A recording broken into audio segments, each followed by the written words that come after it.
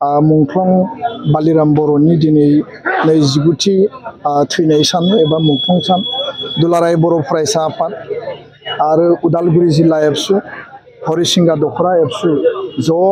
हेफाजाब आरो बानजायनायाव गासै जिल्लानि दख'रानि बिबानगिरि मावथि आरो गोबां गेदेमा बिथांमोन रायजो राजानि बाहागो लानायजों हरिसिंगानि नैबे पस्टपारायाव देउलगुरिनि साखाथियाव थानाय बे थावनियाव मेहेरगोनाङै दिनै जोङो हाबाफारिखौ खुंफुंबाय बिथांनि गोसोखांथियाव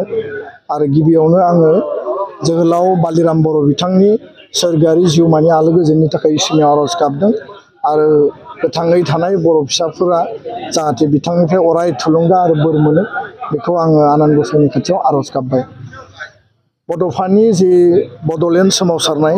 आलादा रायजोनि जि सोमावसारनाय आरो बे दाबि आरो आन्दलननि जेब्लायबो आगदा आरो आगसि थाग्रा सासे गोख्रों दैदेनगिरि जोहोलाव बालिराम बर' होनना बुङोब्ला आगुनि दरं जिल्ला आरो आनडिभाइडेड जे दरं जिल्ला बा आनडिभाइडेड सनितपुर जिल्ला सानजाहा फारसे आरो एन्टायर दिनैनि जे बड'लेण्ड बा आसाम बे ओनसोलाव मिथियै रावबो गैया खिन्थु अबथिरायै बिथाङा 1996 मायथाइनि दिनैनि बे 30 मार्चआव मुंख्लं जायो आरो बे थासारिया जोंखौ जेब्लायबो दुखु होयो। बे दुखुनांथाव मोनसे थासारिमोन गाव हारिनि गेजेराव मोनसे कनफ्लिक्ट थासारिनि थाखाय गोबां दैदेनगिरिफ्रा जिउ गोमानो गोनां जादों नाथाय बियो जोंनि मोनसे लेसनबोमोन आरो बे लेसनखौ लामा हान्थिनानैनो दिनै BSc सुक्तिनि उनाव BTC गोरोबथा जाबाय BTC गोरोबथानि उनाव BTR गोरोबथा जाबाय बर' हारियाव गणतान्त्रिक दुलाराय बर' फरायसा आफादनि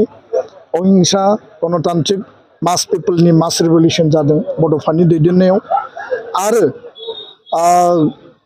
BLTनि दैदेननायाव हाथियारनि आन्दलन NDBनि दैदेननायाव हाथियार आन्दलन दिनै 2020 मायथाइनि उनाव गासै आन्दलना मोनसे फिनिशिंआव सफैनायनि उनाव दिनै मोनसे मोजां गोरोबथा मोननो हाबाय नाथाय बे खोथाया बेबो नङा जे आन्दलना माने जोबनानै थांबाय दुलाराय बर' फरायसा आफादा गणतान्त्रिक आफाद आरो जेब्लासिम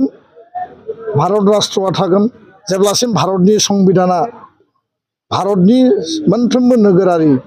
बा भारतनि मोनफ्रोमबो हारि हारिसानो जे अधिकारनि बाथ्रा बेयाव लिरनानै दोनदों दुलाराय बर' फरायसा आफादा गावनि अधिकार आरो संबिधानाव लिरनानै दोननाय जोंनि मोन्थाय आरो गोहोफोरखौ लानानै जों जेब्लाबो जुजिगोन आरो जेब्लाबो जोङो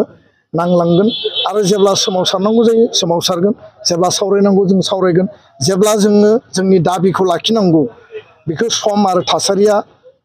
कम्पेल खालामगोन आरो अब्लानो दुलाराय बर' फरायसा आफादा गावनि आवाजखौ दैखांगोन खिन्थु दिनैनि बे समाव जोहोलाव बालिराम बर'आ जि मोनसे जि थासारि आरो जि परिबेसाव बिथांमोना हाबा मावनो गोनां जादोंमोन जि मोनसे कनफ्लिक्टिं परिबेस आरो बेयाव जातीयताबादिनि चेतनाजों जातीय सत्ताजों हारि रैखाथिनि थाखाय हारिनि थामोन्थानि थाखाय हारिनि सार्भाइभेलनि थाखाय बिथांमोना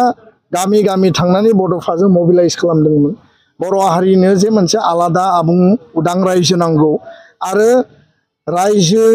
मोननायनि गेजेरजोंसो बर' हारिया बुहुमाव गेवलांसारै थांना थागोन बे बाथ्राखौ फोजाखांनायनि खामानिखौ बिथांमोना गोख्रोङै मावदोंमोन दा बेखायनो बिथांनि मुङै दुलाराय बर' फरायसा आफादा बोसोरफ्रोमबो जोङो बिथांनि गोसोखांथियाव मुंख्लं सानाव जों हाबाफारि लायो आरो देग्लाय बोसोराव हाबाफारि लाबाय बिथांनि गोसोखांथियाव हरिसिंगा दख'रा दुलाराय बर' फरायसा आफादा उदालगुरि जिल्लानि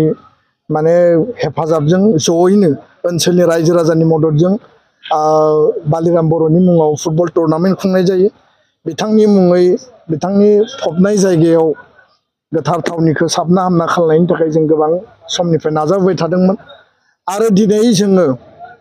नैबे टंला आरो उदालगुरिनि जि साखाथि माने रडनि साखाथियाव थानाय AUT रडजों नांजाबनाय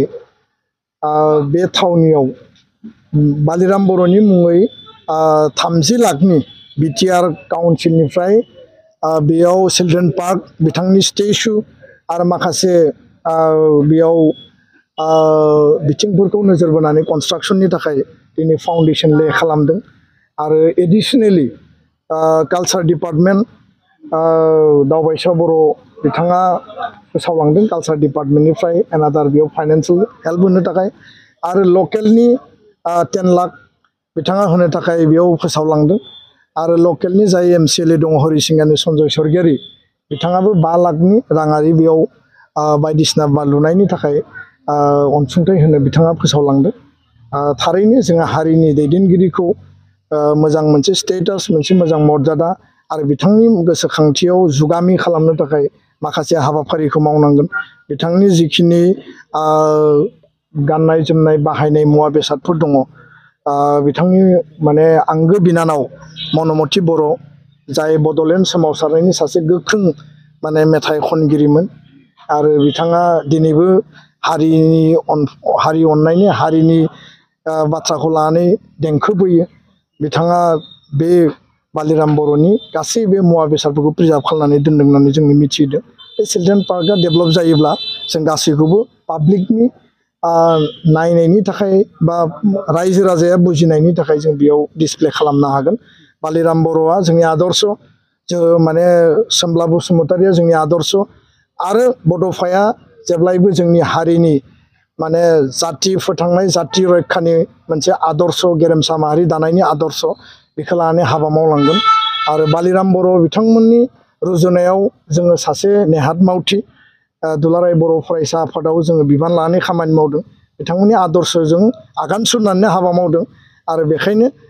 जेब्लायबो जों बिथांमोनखौ सिगां आरो गोजौआव दोननानै हारि दानायनि थाखाय जों जानजि खाफ्रानानै हाबा मावलांगोन आं बेखौनो दिनै फोरमायबाय गोजोन्थों।